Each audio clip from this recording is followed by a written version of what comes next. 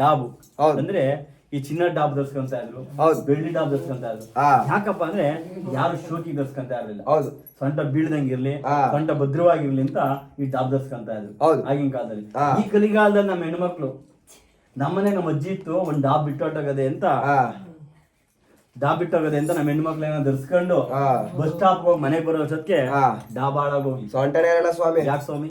ಕಳ್ರ ಕಾಟ ಕಳ್ಳರ ಕಾಟ. ಹಾಗಾಗಿ ಯಾರು ಧರಿಸ್ಕೊಂತ ಇಲ್ಲ. ಈ ಕಲಿಗಾಲದಲ್ಲಿ ನಡುವಿನ ಒಡ್ಡಾಣ ಸೊಂಟಕ್ಕೆ ಭದ್ರ ಅಂದ್ರೆ ಸೆಂಟ್ರಲ್ಲಿ ಟೈಮ್ ದಾರ ಸ್ವಾಮಿ. ಟೈನ್ ದಾರ ತಗೊಂಡು ನಿಕ್ಕೊಂಬಿಟ್ಟವ್ರೆ ನಡುವಿನ ಒಡ್ಡಾಣ. ಈ ಕಲಿಗಾಲದಲ್ಲಿ ಕೆಲವಾರು ಜನ ಹೆಣ್ಣುಮಕ್ಳು ಈಗ ಇತ್ತೀಚೆಗೆ ಬಂದವೆ ಎಲ್ಲ ನಡುವಿನ ಒಡ್ಡಾಣ. ಈ ಶುಭ ಸಂದರ್ಭ ಬಂದ್ಬಿಟ್ರೆ ಸಮಾರಂಭ ಹೌದು ನಡುವಿನ ಒಡ್ಡಾಣ ಧರಿಸ್ಕೊಂತ ಇದಾರೆ. ಅದು ನಕಲಿದು, ಹೌದು. ಚಿನ್ನದಲ್ಲ ಡಾಬು. ನಕಲಿ ಡಾಬು ಯಾಕೆ?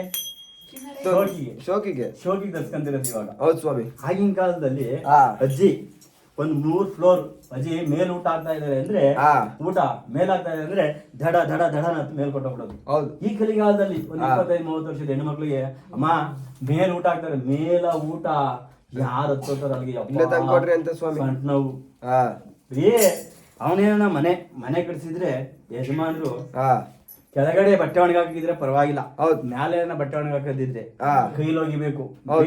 ಮ್ಯಾಲ್ ಕೆತ್ಕೊಂಬರಕ್ ಆಗಲ್ಲ, ವಾಷಿಂಗ್ ಮಿಷಿನ್ ಕೊಡ್ಸ್ರಿ. ವಾಷಿಂಗ್ ಮಿಷಿನ್ ಕೊಡ್ಸ್ತಾ ಪರವಾಗಿಲ್ಲ, ಎಂಟ್ರು ಕಷ್ಟ ಆಗ್ತದೆ ಅಂತ ಕೊಡ್ಸಿದ್ರೆ ಕೆಳಗಡೆ ವಾಷಿಂಗ್ ಮಿಷಿನ್ ಇಟ್ರೆ ಬಟ್ಟೆ ಒಣಗಾಕದ್ ಮ್ಯಾಲಿದ್ರೆ ಬಟ್ಟೆ ಆಗ ವಾಷಿಂಗ್ ಮಿಷಿನ್ ಅಲ್ಲಿ ಎತ್ಕೊಂಬಂದ್ ಮ್ಯಾಲೆ ಕೊಟ್ಬಿಟ್ರಿ ಒಣಗಾಕ್ತೀನಿ. ಯಾಕೆ ಎತ್ಕೊಂಡೋಗಿ ಯಪ್ಪ ಸೊಂಟ ನೋವು ನನ್ಗೆ, ಯಪ್ಪ ಮಂಡಿ ನೋವು ಎತ್ಕೊಂಡು ಹೋಗಲ್ಲ, ನೀವ್ ಎತ್ಕೊಂಬಂದ್ ಕೊಟ್ರೆ ಒಣಗಾಕ್ತೀನಿ ನೋಡಿ ಅಲ್ಲೇ ಇರ್ತೇವೆ ಅವೇ ಎತ್ಕೊಂಡು ಹೋಗ್ಬೇಕಾಗ್ತದೆ. ಅದನ್ನ ಅವನೇ ಮಾಡ್ಬೇಕು ಈ ಕಲಿಗಾಲದಲ್ಲಿ.